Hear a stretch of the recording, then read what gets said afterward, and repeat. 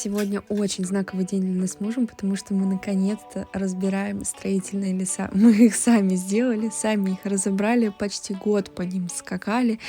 И вот наконец-то настал тот момент, когда все работы на высоте у нас закончены, и осталась только чистовая отделка. Моей радости нет предела. Вроде такая мелочь, такая значимая. Подписывайтесь, ребята, скоро с вами будем клеить обои.